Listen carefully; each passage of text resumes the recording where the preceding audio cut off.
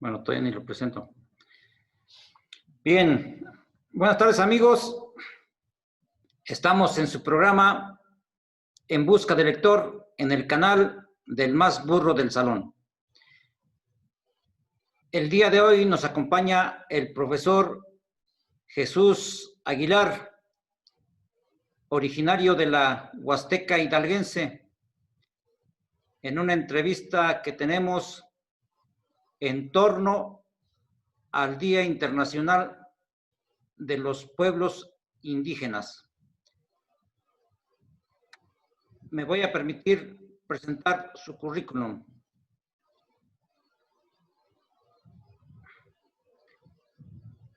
El maestro Jesús Aguilar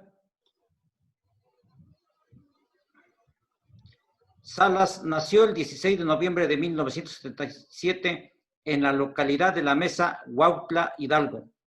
Estudió preescolar y primaria en la misma localidad. Su lengua materna es el náhuatl, aprendiendo el español hasta la edad de 6 a 10 años. La secundaria la realizó el primer grado en Ciudad de Tulancingo, Hidalgo, en 1988, cuando tenía 11 años de edad.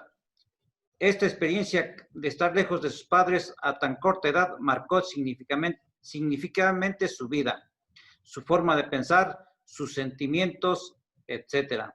Por cuestiones personales no logró culminar la secundaria en esa ciudad y a medio ciclo escolar del segundo grado regresó a su pueblo natal, en donde culminó el segundo y tercer grado en la telesecundaria de ese poblado. Para realizar sus estudios de preparatoria, nuevamente emigró a la ciudad de Tulancingo, en la Escuela Preparatoria Federal por Cooperación Albert Einstein, generación 91-94. En 1997 ingresa al magisterio a través de un curso de inducción indígena para poder incorporarse al subsistema de educación primaria indígena en enero de 1998. Siendo su lugar de trabajo el municipio de Xochiatípan, Hidalgo, estando por contrato 3 años, mismo tiempo que emprendió sus estudios de licenciatura en la Universidad Pedagógica Nacional, con sede en Huejutla, Hidalgo, egresado en el año 2002. En el año 2006 ingresa nuevamente a la Universidad Pedagógica Nacional, sede Huejutla, para realizar estudios de maestría en educación, culminando en el año 2009. En su carrera profesional dentro del magisterio siempre se ha caracterizado por ser inquieto en realizar acciones en bien de la educación de manera general. Ha ocupado cargos como secretario general delegacional sindical en el año 2002. Ha sido asesor técnico pedagógico en la zona escolar 038 de 2003 a 2007. Asesor técnico pedagógico en la jefatura de sector 04 de 2009 a 2010. Integrante de la coordinación regional Huautla-Xochiatípan de la sección 15 del CENTE de 2012 a 2014. Ha participado como ponente en foros, congresos de educación organizados por el CENTE. También ha participado como delegado en congresos seccionales de la sección 15 del CENTE. Ha impartido cursos, talleres, diplomados a docentes, directores, asesores técnicos y supervisores. Recientemente impartió un diplomado denominado Una gestión directiva centrada en el aprendizaje a directores de escuelas primarias del subsistema de educación indígena. En educación básica se desempeñó como director de la Escuela Primaria Indígena 18 de marzo de la localidad de Cruxica, Xochiatípan, Hidalgo, desde el año 2014 a la fecha. En educación superior se desempeña como académico de la Universidad Pedagógica Nacional, sede Huejutla, desde el año 2016 e imparte clases a docentes en servicio, en donde actualmente es asesor académico de la maestría en educación campo práctica educativa. Le gusta investigar lo relacionado a la cultura indígena. Cabe hacer mención que en su escuela desde hace 3 años realiza eventos culturales destacando la lengua indígena náhuatl. Le gusta escribir guiones de obras teatrales, cortos para niños en lengua indígena náhuatl en concursos de zona escolar. Su escuela siempre ha destacado en esas actividades. Actualmente está en rescate de una danza de su localidad de trabajo. También escribe textos cortos con la intención de, en un futuro no lejano, poder lograr la edición de un libro de su autoría. Pues aquí estamos con el maestro Jesús Aguilar. Como ven, tiene una amplia trayectoria en el campo educativo. Bienvenido, maestro. Gracias, maestro. Buenas tardes. Buenas tardes desde aquí de Huejutla de Reyes, Hidalgo, en una tarde fresca, lluviosa, de este 9 de agosto, Día Internacional de los Pueblos Indígenas. Buenas tardes. Bienvenido, maestro. Gracias. Entrando en materia, ¿desde cuándo se celebra el Día Internacional de los Pueblos Indígenas? La Organización de las Naciones Unidas desde 1993 empiezan, con la Asamblea General a trabajar esta parte del reconocimiento de los pueblos indígenas del mundo, en este caso.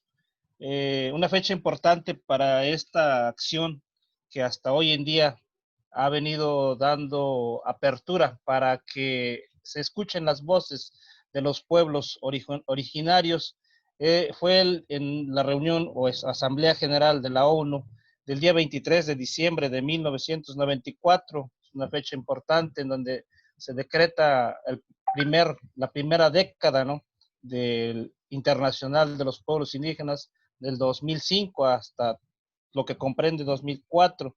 Y de ahí para acá se ha venido realizando, posteriormente se realizó la segunda década de los pueblos indígenas a nivel mundial. Y recientemente, en el 2019, se decreta también el Año Internacional de los Pueblos Indígenas, donde se da más promoción, más auge a instituciones en este caso, gubernamentales, instituciones educativas y, desde luego, sociedad general, y se da a conocer de manera más precisa esta fecha para que las localidades, para que los integrantes de esos pueblos tengan la oportunidad de expresarse, tengan esa coyuntura de participar y mostrar a la sociedad, al mundo entero, la importancia que tienen estas localidades, estos pueblos, para dar su cosmovisión, sus conocimientos, sus costumbres, sus tradiciones, que por muchos años, desde antes de la década de los 90, habían estado ocultos, por así decirlo, habían estado ahí como no valorados, ¿no? Si bien sabemos que en el sistema educativo, hablar de educación básica, hablar de la historia del indigenismo, si nos vamos a la historia del sistema educativo mexicano, pues en la década de 1920, cuando se crea la Secretaría de Educación Pública, se da una pugna importante por dar educación a los pueblos indígenas, ¿no? Con el general Lázaro Cárdenas del Río, que también implementa programas indigenistas, ¿no? Surgen los primeros, en este caso, maestros que se encargan de ir a las poblaciones, pero en aquel tiempo el indigenismo, en este caso, se trataba solamente de incorporar el indígena al sistema mexicano, ¿no? Como para que contribuya en el sistema capitalista, no tanto por reconocer esos valores que en realidad se tiene y que se han venido conservando desde la época prehispánica, ¿sí? Y pues si seguimos revisando esta parte del sistema educativo, en 1964 se crea esto de la educación para los indígenas con la creación de los primeros promotores bilingües, pero si bien se crea ese sistema educativo destinado para la población indígena, es una educación que solamente empieza para seguir incorporando al indígena al sistema educativo. sin reconocer su lengua. En este caso, el sistema educativo de aquel tiempo era para castellanizar a nuestros hermanos indígenas. Y es como le decía, a partir de la década de los 90 es como se vienen dando los cambios importantes en la legislación de nuestro país, con los cambios importantes que sufre el artículo 3 constitucional, el artículo 2 y el artículo 4 para realmente reconocer la importancia de los pueblos indígenas. Es ahí cuando ya surge esta apertura y que hoy en día, al parecer, somos muchos los que nos interesa que realmente se escuchen las voces de los pobladores, de nuestros hermanos indígenas. Bien, maestro. Dentro de su historia, dentro de su currículum, ¿sí? Dice que usted solo hablaba el náhuatl hasta los 6 años, y eso es una gran ventaja que le dio la vida, porque ahora seguramente usted habla náhuatl y español. Sí, sí. Contrariamente a nosotros, porque nosotros ya nacimos con el español, ya se nos inculcó el español, y en ese tiempo estaba prohibido que nos enseñaran el ñañú en este caso. Entonces, el que habla 2 lenguas tiene la ventaja de que puede aprender otro idioma sin problema. Los que hablamos español se nos dificulta más porque a partir de la secundaria nos quisieron meter el inglés, pero pues no es tan fácil y así la vamos llevando en la vida. Sin embargo, lo felicito porque usted habla 2 lenguas, 2 idiomas. ¿Y qué opinión tiene al respecto, maestro? Sin duda, lo que comento en mi historia personal tiene mucha trascendencia, tiene mucha significatividad en mi actuar actual.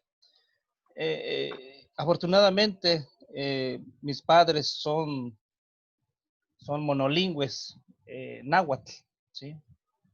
Gracias a Dios todavía los tengo. Mis padres que radican en la comunidad de La Mesa, Huautla, Hidalgo. Efectivamente, mi madre me enseñó la lengua de ella, en este caso el náhuatl, y afortunadamente logramos incursionar a la educación primaria en aquel tiempo. Nos vimos obligados a aprender el español, porque me tocó estudiar en una escuela primaria del sistema general. En aquellos años se le denominaba sistema federal, donde los maestros, la encomienda de ellos, le comento, que pues era castellanizar.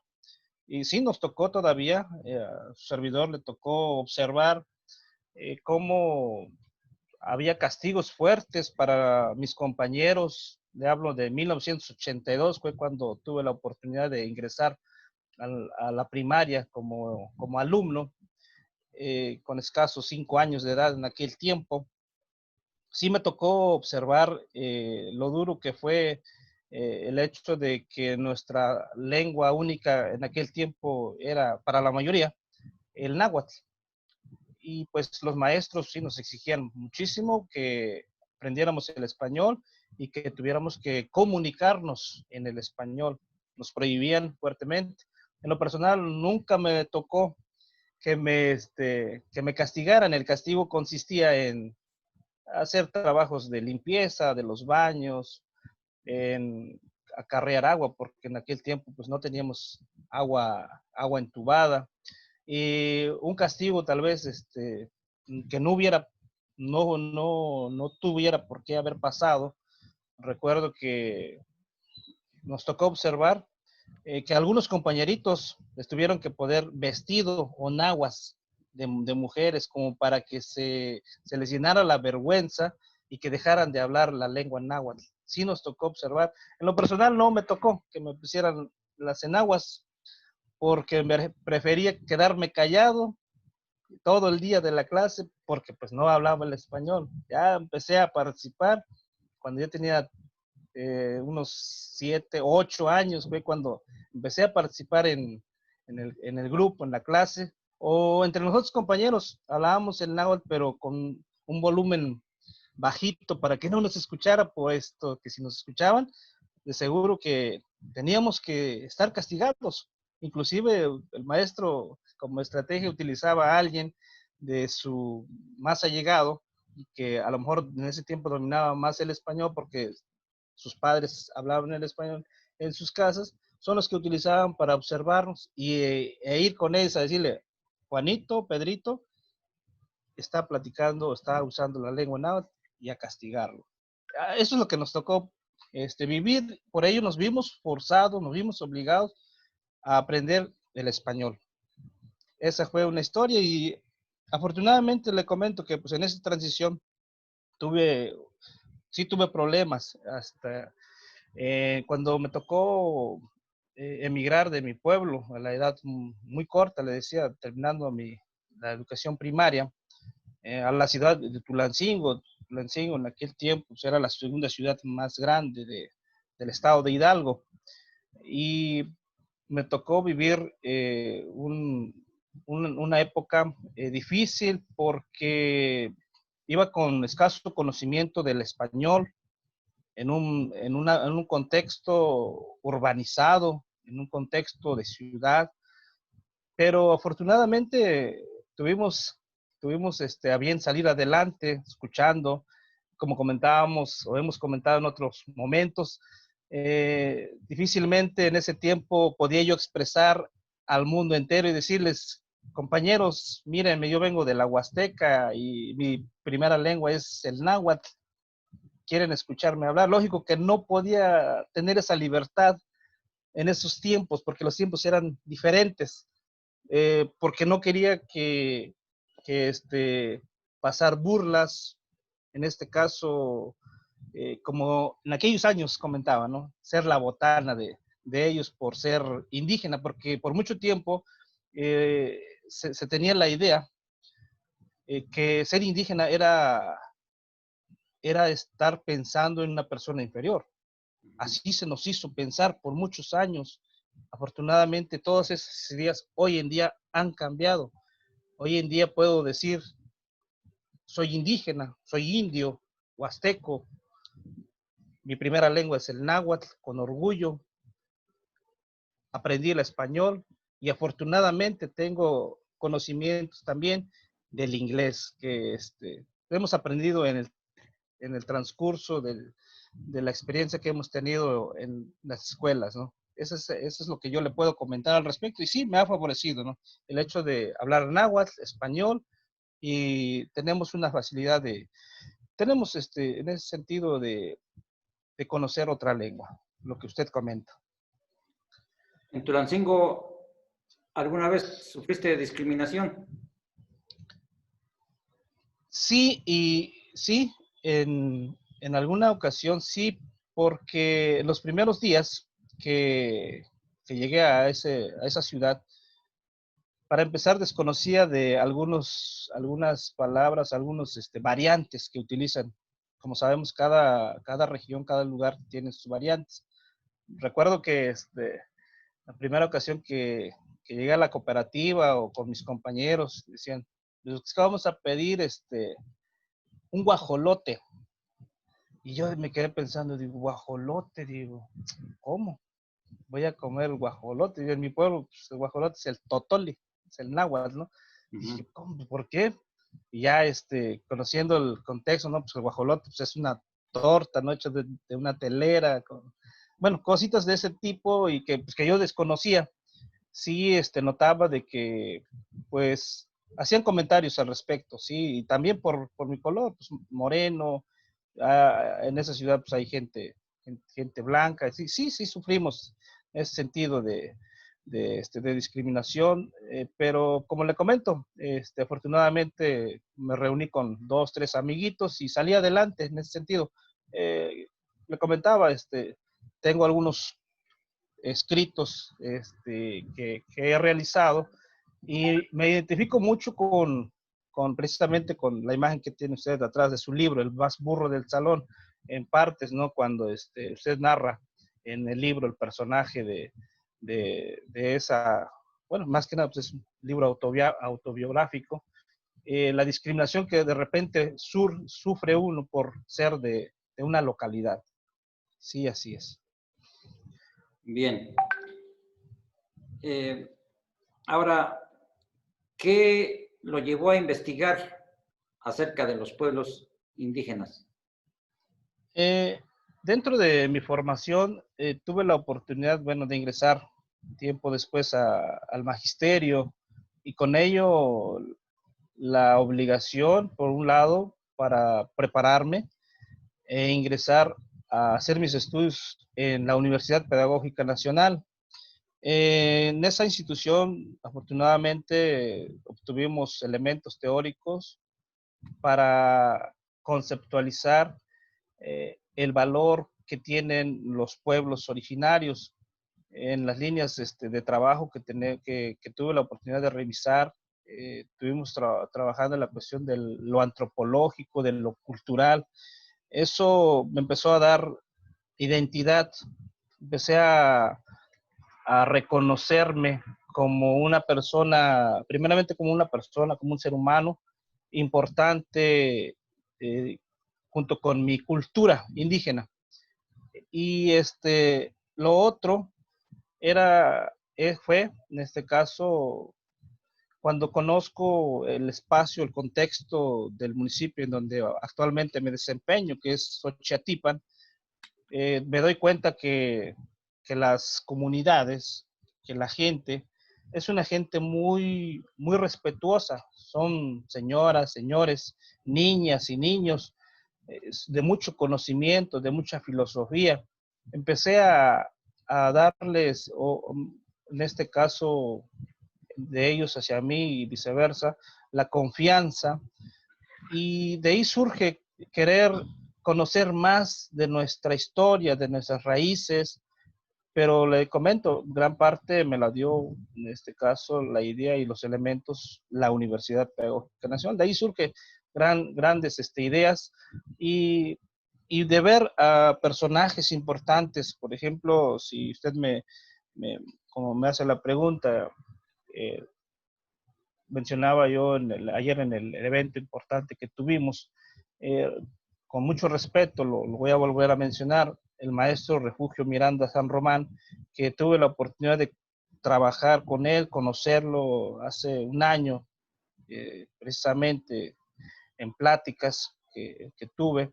Es un señor que en paz descanse, maestro de profesión, escritor de la lengua náhuatl, que me compartió más bien, y fue parte de una inspiración de decir, bueno, yo quiero investigar más de nuestra gente.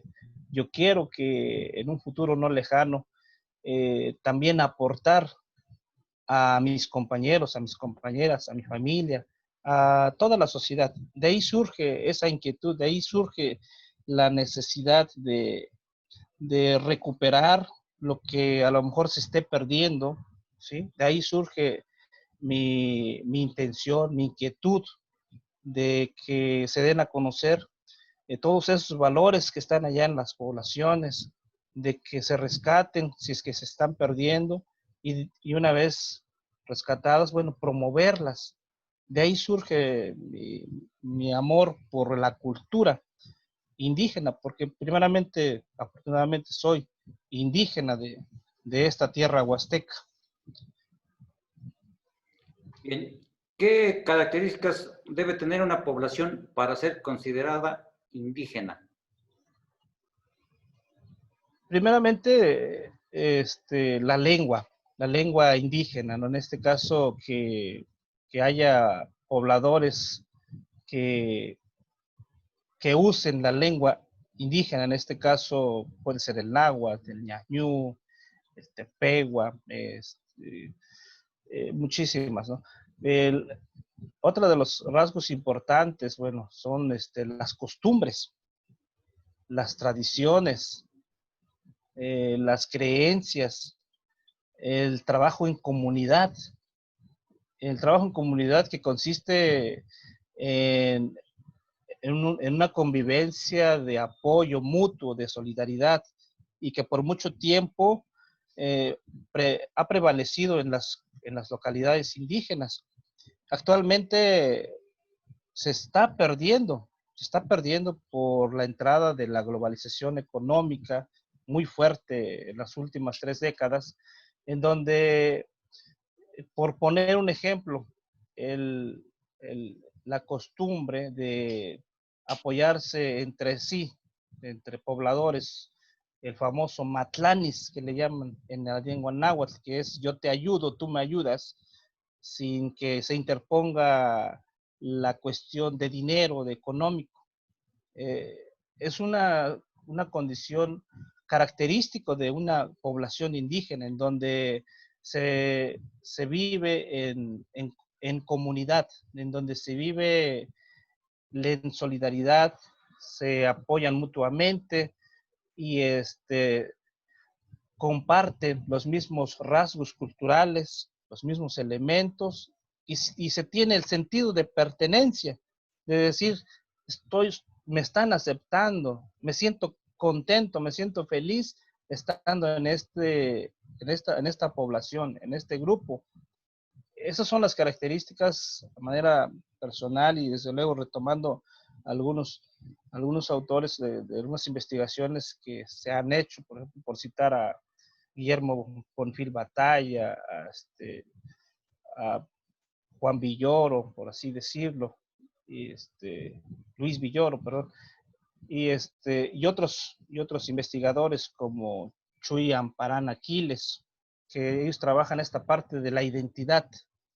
Y es lo que yo le apuesto, no es lo que yo comparto o coincido con esa idea, ¿no? De que la comunidad indígena es cuando se comparten esos elementos culturales como la lengua, las costumbres, la cultura en general.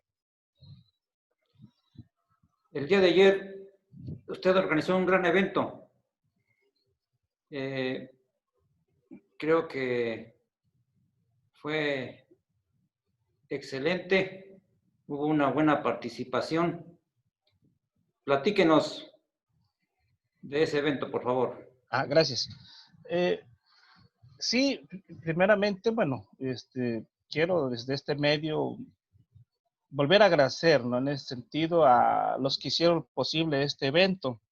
Primeramente, a la radio Wake Up digital de aquí de Huejutla, a la licenciada Ofelia Recendis y al licenciado Víctor Hugo Acosta, que nos estuvieron apoyando, al compañero Onésimo Francisco Procopio, compañero de, de mucho trabajo en el rescate de la lengua indígena náhuatl, además de los compañeros que nos estuvieron acompañando, como es el maestro Marcelino, los compañeros docentes y directores de Ixmiquilpan, de Axuchitlán. Agradezco a todos ellos, a los jefes de sector, a mis autoridades, como es el maestro José Luis Rivera Garay, el maestro Sergio Salazar, y a las autoridades sindicales, a todos ellos, primeramente les agradezco, ¿no? ¿Cómo surge esta idea? Le comentaba de que de un tiempo para acá me ha interesado mucho el rescate de estos elementos culturales y en mi escuelita, en la escuelita donde me toca colaborar con mis maestros, con los maestros, con las niñas y los niños, hemos venido realizando eventos culturales desde el 2016, 2017, 2018, 2019 y en este 2020 la idea también no se quedaba ahí nada más, la idea era también de hacer un evento en el mes de marzo. No se pudo realizar ese evento porque se nos vino esto de la pandemia, de la contingencia por el COVID. Por ello, en ese momento, bueno, surgió la idea de sí realizar eh, y dar a conocer esto que es tan importante para toda la sociedad y para el magisterio. ¿Cómo hacerle para que la voz se escuche, para que la expresión se escuche y que no pase por desapercibido que el evento cultural se tenga que realizar. De ahí surge la idea de hacerlo en el medio digital, aprovechando la tecnología, aprovechando el Internet. Y pues, la página pues, que surge como idea pues, fue la página de Facebook, que afortunadamente tenemos hoy en día eh, el aprovechamiento de muchos de estas redes. Surge de esa idea para que como conmemorar precisamente hoy, 9 de agosto, en el marco del Día Internacional de los Pueblos Indígenas, y dar a conocer una pequeña muestra de lo que sucede, de las creencias, de los conocimientos, de la filosofía de nuestros hermanos indígenas, de las localidades. En este caso, primeramente lo pensé en solo el contexto de mi escuela, que es Cruzica, Xochatipan, pero pensando y platicando con algunos amigos, a quien agradezco mucho por su apoyo, por ejemplo, a mi hermano Celino Aguilar Salas, que tiene el papel de apoyo técnico, surge la idea de hacer un evento cultural interregión, por así decir el nombre, ¿no? ¿En qué consiste? Bueno, invitar a escuelitas del Valle del Mezquital, de la región de Otomí Tepehua o Acasochitlán, y algunas escuelas de esta región, puesto que no podíamos concentrarnos físicamente por esta situación de la contingencia, bueno, pues hacerlo a través de la red, entrelazarnos y contar con esta tecnología.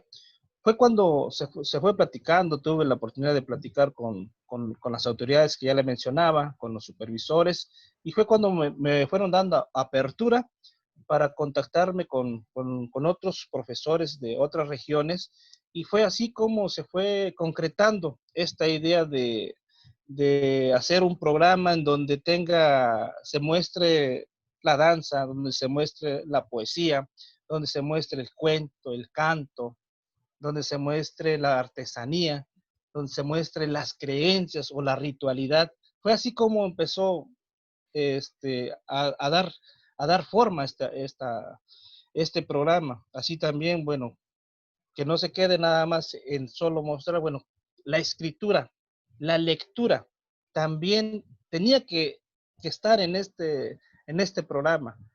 Por ello, bueno, agradezco que también a este programa tuvimos la oportunidad de contar con su intervención, con su aportación tan importante, que con sus libros, que los que hemos tenido la oportunidad de leer, sus libros, bueno, nos trae mucho mensaje, mucha filosofía del contexto del Valle del Mezquital. Y bueno, de eso se trataba el programa, de llevar al público, a la sociedad, que conozca cómo se vive en estos pueblos originarios de nuestro estado.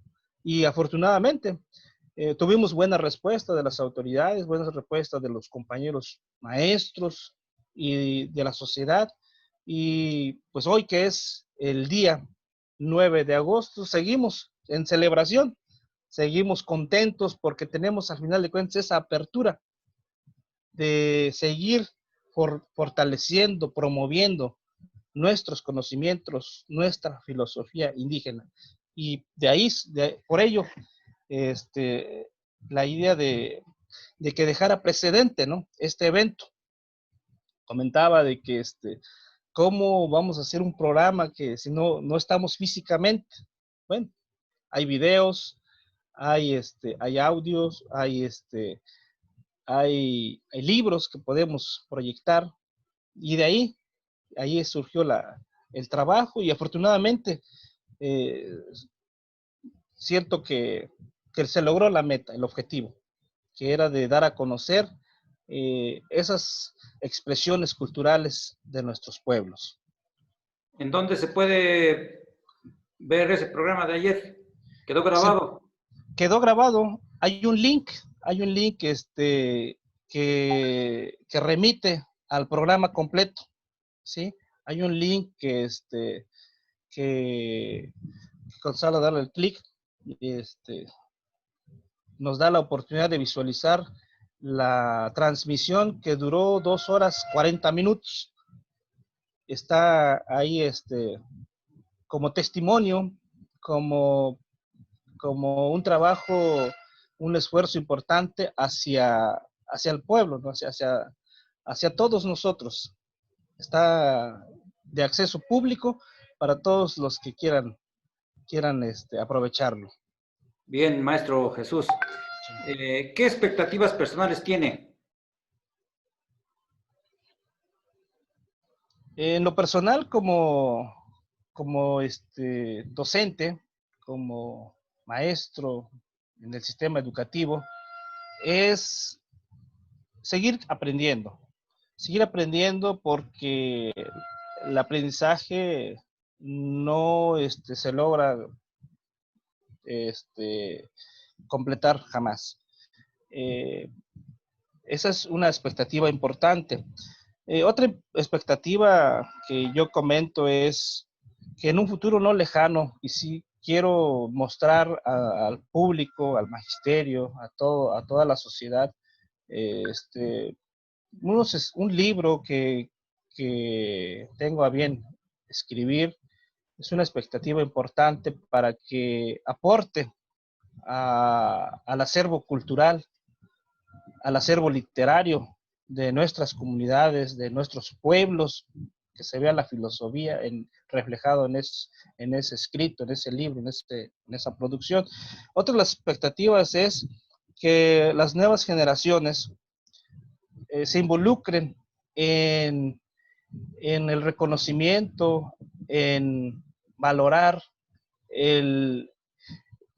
los elementos culturales de nuestros pueblos indígenas, que cada día los jóvenes de las poblaciones indígenas y no indígenas se interesan en aprender la lengua náhuatl, que fomenten las costumbres, las tradiciones con respeto, pero también con emoción, con sentimiento, porque al final de cuentas una costumbre, una tradición es una cosmovisión, es toda una vida, que no caigamos a un folclorismo solamente de decir yo porto una prenda indígena y ya estoy rescatando o ya estoy promoviendo la cultura indígena, que no sea solamente por eso, que realmente se tenga en mente una idea firme de por qué lo hago, respetando primeramente las ideas y en este caso los conocimientos de nuestra gente ancestral. Esa es una de las expectativas importantes, que más y más nos involucremos, que haya una historia importante que escribir, que hacer. Platicaba hace un año, hacía una pregunta al maestro Natalio Hernández, que es un poeta náhuatl, con muchos escritos. Igual, desde aquí le mando un fuerte, un saludo importante y una admiración importante al maestro, que es un ícono de la educación indígena en México y que todavía lo tenemos participando en diferentes foros. Le preguntaba precisamente esto, ¿qué expectativas él tenía? ¿Cómo veía el indigenismo, la cultura indígena en 10, en 20 años? Y él me contestaba que él veía un pueblo floreciente. Él veía que nuestra cultura náhuatl crecía, que nuestra cultura indígena en general de nuestro México se reconocía. Y le preguntaba, ¿por qué? Y con una palmada me decía, porque te estoy mirando a ti, porque los jóvenes se están involucrando en estos temas de la cultura indígena. Entonces mi expectativa es que los jóvenes se involucren, que los niños, y que se promueva esto y que se fortalezca y que esté presente por muchas y muchas generaciones. Bien, pues estamos en su programa En Busca del Lector, entrevistando al maestro Jesús Aguilar, originario de Huautla, Hidalgo, y viviendo actualmente en Huejutla. ¿Qué tipo de libros te gusta leer, maestro? Muy bien, gracias. Dentro de los libros que a mí me llama la atención leer es narrativa, las historias de vida, las historias de los pueblos, donde tengo la oportunidad de viajar de manera imaginaria. Sí, comentaba con mi familia y que es leer para mí es un viaje que hago sin trasladarme físicamente, imaginarme en esos tiempos y en esos espacios, estando ahí. Acabo de leer hace poco un libro que, bueno, he leído algunos libros, por decir, de Gabriel García Márquez, 100 años de soledad. Estoy a media lectura de El amor en los tiempos de cólera, de Mario Vargas Llosa, premio Nobel de literatura en el 2014, si no me equivoco, 2013, La fiesta del chivo. Una lectura muy intensa, muy importante. Lecturas como El llano en llamas, de Juan Rulfo. Lecturas narrativas, le comentaba, en ese sentido me ha llamado mucho la atención leer, que ahorita si me pongo a hacer la lista, tal vez no recuerde algunos, pero ese tipo de literatura me es muy útil, porque en los pequeños textos cortos que he escrito, he estado escribiendo, tomo, o me gusta ese estilo, ¿no? De ir describiendo los momentos, de ir describiendo los espacios, a manera de un estilo, pues, que te traslade, ¿no? Que te traslade a ese lugar, como lo hicieron, bueno, el gran maestro Gabriel García Márquez, que pues un estilo pero muy fino, ¿no? Es el tipo de lectura que a mí me llama la atención, y desde luego, encaminados a las historias de los pueblos, a las historias de vida, en este caso son los temas que a mí me llama mucho la atención. Decirle que afortunadamente también he leído 3 obras de usted, que me parecen muy buenas, muy de narrativa, muy descriptiva, que nos da a conocer el Valle del Mezquital, estilo del gran Antonio Rodríguez, con su libro de La nube estéril, ¿no? O sea, yo al menos le encuentro algunos parecidos, ¿no? Por así decirlo, pero no porque usted le haya copiado, sino porque son textos que te ilustran el Valle del Mezquital, que te ilustra lo que vive la gente, lo que sufre la gente, o en este tiempo los libros del gran maestro, pues, parece como que contrastan, ¿no? Como que tienen alguna relación en la temporalidad, ¿no? Me llena mucho de emoción leer ese tipo de obras para formarme, ¿no? En este caso, para consolidar mi conocimiento, y el aprendizaje, que como comentaba en su momento, es constante, es permanente. Bien, nos estamos acercando al final del programa, de la entrevista con el maestro Jesús Aguilar. En su programa En busca del lector. Y como ustedes pueden ver, esa búsqueda tuvo éxito porque hoy encontramos al lector Jesús Aguilar, un maestro de Huautla que promueve mucho la cultura indígena. Y nada menos el día de ayer pudimos participar en un programa enfocado al Día Internacional de los Pueblos Indígenas. ¿Algo más que le quiera decir al público, maestro? Primeramente, bueno, agradecer por la invitación que me haya hecho llegar hacia mi persona. Realmente pues es un aliciente para seguir trabajando en torno a la investigación, a la promoción de la cultura, pero también a la lectura, a la escritura, al fortalecimiento de la literatura de manera general, pero también la literatura indígena, que hay muy poco, existe muy poco en la actualidad.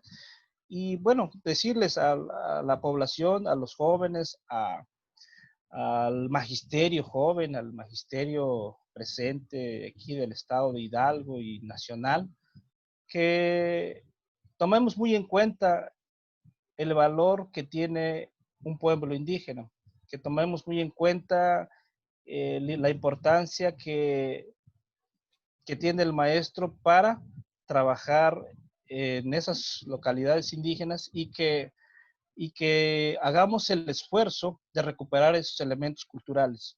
Esa es una petición que yo haría, de que cada día que nos involucremos más y más y que la cultura indígena realmente sea valorada como lo queremos, como lo soñamos.